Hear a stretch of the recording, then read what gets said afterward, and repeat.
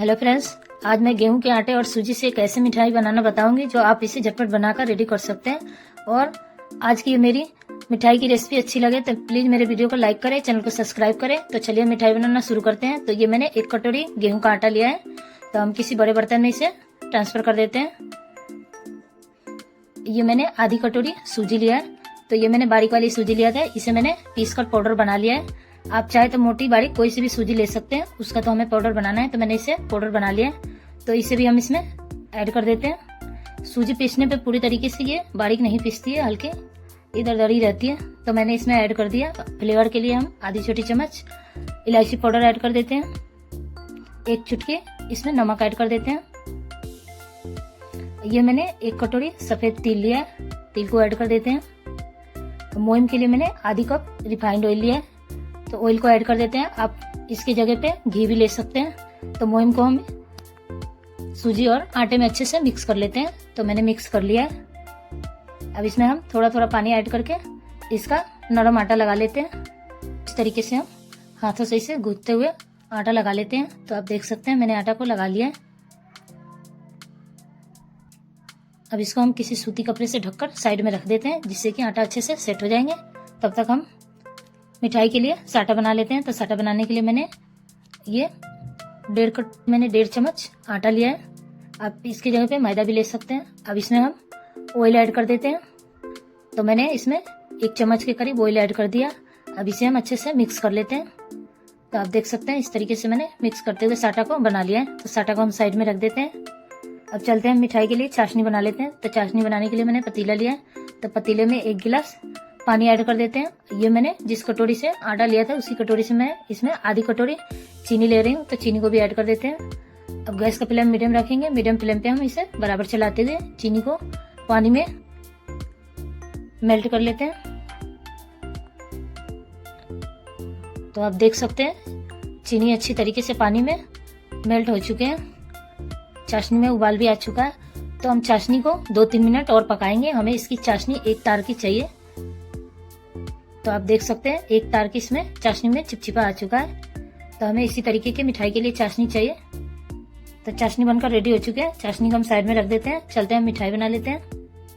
तो मिठाई बनाने के लिए हम आटा को देख लेते हैं। तो आटा को हम एक बार लेके फिर से इस तरीके से चिकना कर लेते हैं। अब इसमें से हम लोई बना लेते हैं और इस तरीके से हम हाथों से गोल कर लेते हैं। तो आप देख सकते हैं 8 लोई बनाकर रेडी कर लिया है। तो हम 1 लोई को लेंगे और जैसे हम रोटी बेलते हैं उसी तरीके से हम इसे बेलकर पहले रेडी कर लेते हैं। तो आप देख सकते हैं इतना पतला मैंने इसे बेल लिया है। अब इसी तरीके से हम और भी रोटी को बेलकर रेडी कर लेते हैं। तो मैंने सारे लोई को बेलकर रेडी कर लिया है। अब हम 1 रोटी को लेंगे। अब हम साटा लेंगे और साटा को हम इस तरीके से रोटी के ऊपर लगा देते हैं। तो इस तरीके से हम हाथों से बराबर रोटी के पूरे हिस्से में हम साटा लगा देंगे। अब फिर हम दूसरी रोटी को लेंगे। इस तरीके से हम फिर इसके ऊपर सेम तरीके से हम साटा लगा देते हैं। तो इस तरीके से हमें 4 रोटी की लेयर बनानी है। आप 3 के भी बना सकते हैं इसकी जगह पे।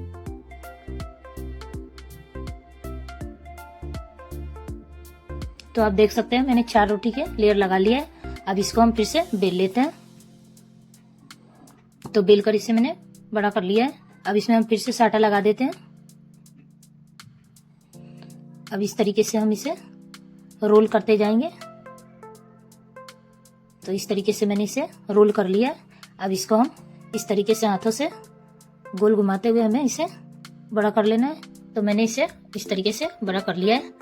अब इसको हम चाकू लेंगे। चाकू के सहायता से छोटे छोटे इस तरीके से हम पीसेस में कट कर लेते हैं। तो आप अपने अनुसार छोटे बड़े पीसेस में इसे कट कर सकते हैं।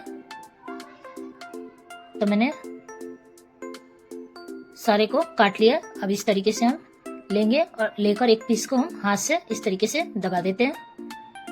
आप इसे चकले पे भी रखकर इस तरीके से दबा सकते हैं, या हाथ पे रखकर इसे आप इस तरीके से दबा देंगे। इस तरीके से मैंने सारे पीसेस को दबाकर मैंने मिठाई बना लिया। आप देख सकते हैं लेयर कितनी अच्छी तरीके से दिख रही है। तो बचे हुए भी हमें रोटी को इसी तरीके से मिठाई बना लेना है। तो तो मैंने सारे मिठाई बनाकर रेडी कर लिया है।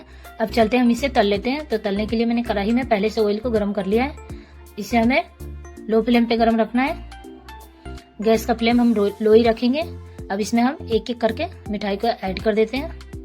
तो ऑयल में जितनी जगह है उतनी मिठाई को ऐड कर देंगे। तो मैंने ऐड कर दिया है। अब इसे हम सीखने देते हैं। गैस का फ्लेम ध्यान रखें, आप लो ही रखें, नहीं तो ऊपर से सीख जाएंगे, ये अंदर से कच्चे रह जाएंगे। तो एक तरफ से हल्के से ये सीख चुके हैं, तो हम इसे पलट देते हैं। मिठाई को हमें लटते पलटते हुए अच्छे से ब्राउन होने तक सेक लेना है। तो आप देख सकते हैं मैंने मिठाई को लटते पलटते हुए ब्राउन होने तक सेक लिया है। तो इसे हम प्लेट में निकाल लेते हैं। मैंने इसे प्लेट में निकाल लिया है। बचे हुए मिठाई को हमें इसी तरीके से तल लेना है। मैंने सारे मिठाई को तलकर रेडी कर लिया है। तो मैंने सारे मिठाई को बनाकर रेडी कर लिया। अब इसे हम किसी बर्तन में इस तरीके से सजा लेंगे। और जो हमने चाशनी बनाकर रखे थे, तो चाशनी पूरी तरीके से ठंडी नहीं है, ये हल्का गर्म है। तो हम चाशनी को इस तरीके से मिठाई के ऊपर ऐड कर देते हैं। तो हम इस तरीके से मिठाई को ऊपर चाशनी को ऐड कर दिया है। अब हम थोड़ा सा कटा हुआ पिस्ता से इसे गार्निश कर देते हैं। तो इस तरीके से हम पिस्ता से इसे गार्निश कर देते हैं। थोड़ा सा केसर के धागे से इसे गार्निश कर देते हैं। तो मिठाई को हम इसी तरीके से आधे घंटे के लिए चाशनी में छोड़ देंगे, जिससे कि मिठाई चाशनी को अच्छी तरीके से पी लेंगे। आधे घंटे बाद हम मिठाई को चेक कर लेते हैं। आप देख सकते हैं मिठाई अंदर से कितनी अच्छी तरीके से जूसी और रसीले बनकर रेडी हो चुके हैं। आप इसे बनाकर जरूर से ट्राई करिएगा। आप इसे बनाकर स्टोर कर रखकर आराम से खा सकते हैं। होली आ रहा है, आप होली पर इसे बनाकर जरूर ट्राई करिएगा।